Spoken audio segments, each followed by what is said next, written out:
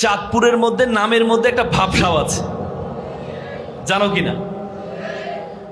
চাঁদ, চাঁদকে বলা হয় সিম্বল অফ বিউটি, সৌন্দর্যের প্রতীক।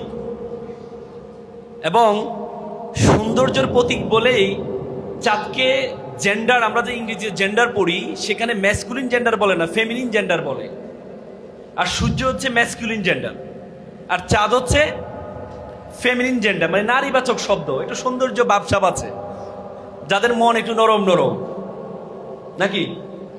হ্যাঁ, তো সুতরাং তোমরা চাঁদপুর শুধুমাত্র যে নরম নরম না, সৌন্দর্য না, তারা সবসময় সত্য এবং সৌন্দর্যের পক্ষে থাকে। কি বলো? আমরা বাংলাদেশের ইতিহাসে যত আন্দোলন দেখেছি, যত সংগ্রাম দেখেছি, সুন্দরের পক্ষে যত সংগ্রাম দেখেছি, সেখানে চাঁদপুরের ছেলেমেয়েরা অগ্রণী ভূমিকা পালন করেছে।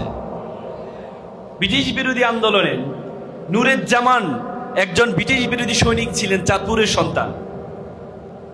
ভাষা আন্দোলনের বলা হয় তাকে ২৬ জন ভাষা সৈনিক আছে, চাঁদপুরের সন্তান।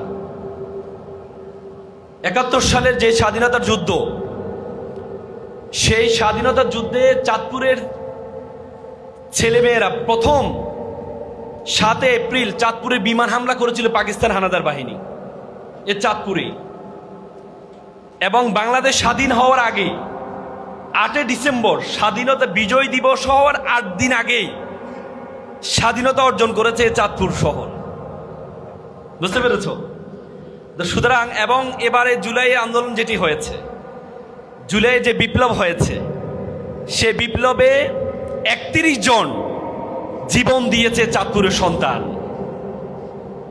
তো সুতরাং আমি ছোটবেলা একটা কবিতা বলেছিলাম যে নামের বড়াই করো না তো নাম দিয়ে কি হয়, নামের মাঝে পাবে না তো সকলের পরিচয়।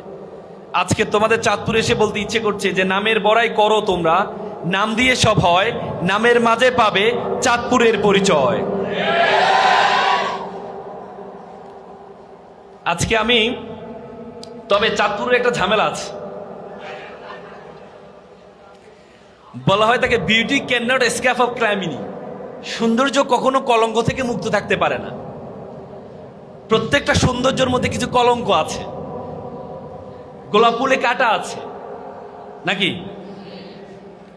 সমুদ্রে যাও, আমরা সমুদ্রে মজা পাই, কিন্তু সমুদ্রে অনেক সময় জলোচ্ছ্বাস হয়, আয়লা হয়, বিভিন্ন ধরনের ঘূর্ণিঝড় হয়। নদী অনেক সুন্দর জায়গা, বাংলাদেশের মানুষ চাঁদপুরকে দেখতে আসে, বড় স্টেশনকে দেখতে আসে, ঠিক কিনা?